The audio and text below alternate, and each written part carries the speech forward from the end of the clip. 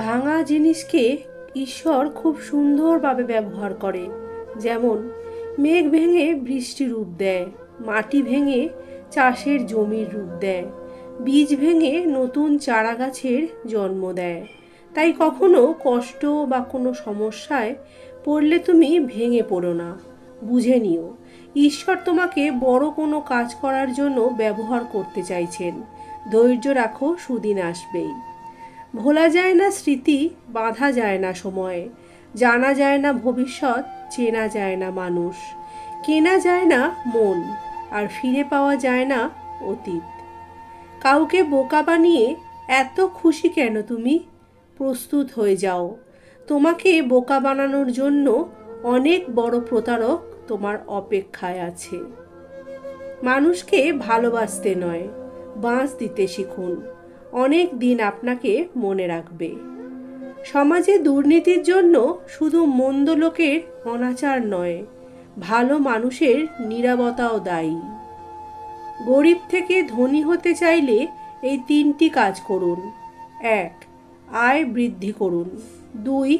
ব্যয় নিয়ন্ত্রণে রাখুন। আর 3. নিজেকে শিক্ষিত করুন। অভাবী মানুষের অভাব বেশি দিন থাকে না, কিন্তু লোভী মানুষের অভাব কোনো দিনও শেষ হয় না। কি ভাবছেন মানুষের উপকার করে মহান হবেন? ভুল ভাবছেন। স্বার্থের দুনিয়ায় কাজ মিটে গেলেই আপনাকে সবাই ভুলে যাবে। বউ জিনিসটা অনেকটা ইলিশ মাছের মতো, স্বাদ আছে কিন্তু কাঁটায় ভর্তি, ফেলাও যায় না আর খাওয়াও যায় না। সুখ মানুষের জীবনে অহংকারের পরীক্ষা নেয়, আর দুঃখ মানুষের জীবনের ধৈর্যের পরীক্ষা নেয়। দায়িত্ববান স্ত্রী একজন পুরুষের অহংকার, আর একজন চরিত্রবান স্বামী একজন নারীর অহংকার। অনেক জায়গায় পাঁচিলের গায়ে লেখা থাকে, কুকুর হইতে সাবধান। ঠিক তেমনি সমাজের বিষাক্ত মানুষের গায়ে যদি লেখা থাকতো, মানুষ হইতে সাবধান, তাহলে নিরীহ মানুষগুলো রক্ষা পেত। জীবনে সমস্যার প্রয়োজন আছে, সমস্যা আছে বলেই সাফল্যের এত স্বাদ। সাফল্যবান মানুষ না হয়ে বরঞ্চ মূল্যবান মানুষ হওয়ার চেষ্টা করতে হবে। যে দেশে জুতো বিক্রি হয় এসি রুমে, আর বই বিক্রি হয় রাস্তার পাশে ফুটপাতে, সে দেশে দুর্নীতিবাদ থাকবে 5 তলায়, আর গুণীজন থাকবে গাছতলায়। এটাই স্বাভাবিক। ভালো স্ত্রী আর ভালো মিস্ত্রি দুজনই অনেক দামি, কারণ একজন ঘর বানায় আর একজন ঘর সাজায়। আমরা যাদের ভিক্ষুক বলি, ওনারা ভিক্ষুক না। যারা চেয়ারে বসে ক্ষমতার জোরে জনগণের টাকা মেরে খায়, তারাই আসলে ভিক্ষুক। যেদিন তুমি এসেছিলে ভবে, কেঁদেছিলে তুমি, হেসেছিল সবে, এমন জীবন তুমি করিবে গঠন, বেলা শেষে হাসিবে তুমি, কাঁদিবে ভুবন।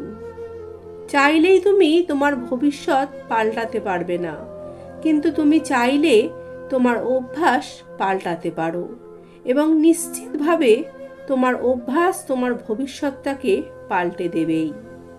যে সম্পর্ক মানসিক যন্ত্রণা দেয়, ভিতরে অশান্তি সৃষ্টি করে এবং অসম্মানিত করে, সে সম্পর্ক জীবন থেকে মুছে ফেলা উচিত। হোক সেটা বন্ধুত্ব, আত্মীয়, কিংবা কাছের খুব প্রিয় কেউ। বাড়ির তুলনায় একটি দরজা অনেক ছোট, একটি দরজার তুলনায় একটি তালা আরও অনেক ছোট, একটি চাবিকাঠি তাদের থেকেও অনেক ছোট, কিন্তু সেই চাবিকাঠি পারে ওই বড় বাড়িটিতে প্রবেশ করাতে। ঠিক একইভাবে ছোট চিন্তাশীল ব্যাখ্যাও অনেক সময় বড় বড় সমস্যার সমাধান করে। যদি কাউকে ভালোবাসো, চিরদিন বেসো, আর যদি না বাসো, বেসো না কোনো দিন। অবুঝ মন নিয়ে খেলা খেলো না, কোনো নিষ্পাপ হৃদয়ে ব্যথা দিও না। বন্ধু সে নয় যে অন্যের কথা শুনে তোমাকে সন্দেহ করবে, বন্ধু হলো সে যে সন্দেহ তো দূরের কথা, কেউ তোমার নামে কিছু বললে সে তোমার পক্ষ নিয়ে প্রতিবাদ করবে। হাল ছেড়ে দিলেন মানেই হেরে গেলেন। জীবন মানেই উত্থান পতন, আর এই উত্থান পতনের লড়াইয়ে তারাই টিকে থাকবে যারা আসল মানুষ। যদি সফলতা পেতে চাও তাহলে বাইরে বের হও, ধাক্কা খাও, যা হোক কিছু করো, কিন্তু ঘরে ফালতু বসে থেকো না। জীবনের মূল্য বাড়াতে গেলে পুড়তে হবে বন্ধু। এই ছবিটি হলো তার প্রকৃত উদাহরণ। যোগ্যতার চেয়ে বেশি কিছু পেয়ে গেলে মানুষের ব্যবহার পশুর মতো হয়ে যায়। মিথ্যার কোনো ভবিষ্যৎ নেই। এটা হয়তো আজ তোমাকে সুখী করবে, কিন্তু মনে রেখো কাল তোমাকে হয়তো এর জন্যেই কাঁদতে হবে। যদি তোমার সামনে হতাশার কালো পাহাড় এসে দাঁড়ায়, তুমি তাতে আশার সুড়ঙ্গ কাটতে শুরু করো। আপনি মরার পর আপনার চেহারা নিয়ে কেউ আলোচনা করবে না, আলোচনা করবে আপনার উত্তম চরিত্র নিয়ে। তাই চেহারা নয়, আপনার চরিত্রটাকেই সুন্দর করুন। মূল্যহীন পাথরের টুকরো যদি সোনাকে থেতলে দিতে পারে, তবে তার মূল্য কিন্তু বাড়ে না, আর সোনার পরিমাণও কমে না। ডিভোর্সের পরে মা বাবা দুজনেই জিতে যায়, শুধু হেরে যায় সন্তান। তাই কোনো সিদ্ধান্ত নেওয়ার আগে অবশ্যই একবার ভাবুন। মা হলেন সেই ব্যক্তি যিনি নিজের জন্য প্রার্থনা না করে তার ছেলেমেয়ের জন্য বেশি বেশি করে প্রার্থনা করেন। কোনো মানুষেরই পুরোপুরি সৎ হওয়া উচিত নয়। একেবারে সরল খাড়া গাছ যেভাবে সবার আগে কাটা হয়, সৎ মানুষও তেমনি খুব সহজেই বিপদে পড়ে। যদি কেউ তোমাকে মূল্যায়ন না করে, তবে তার কাছ থেকে নিজেকে আড়াল করে নেওয়াই ভালো। ভেবো না তুমি মূল্যহীন, আসলে তোমাকে মূল্যায়ন করার ক্ষমতা তার নেই। ছোটবেলায় গরুর রচনা পড়েছিলাম, তাই হয়তো গরু চিনতে ভুল হয় না, আর মানুষের রচনা পড়া হয়নি বলেই আমরা মানুষ চিনতে ভুল করি।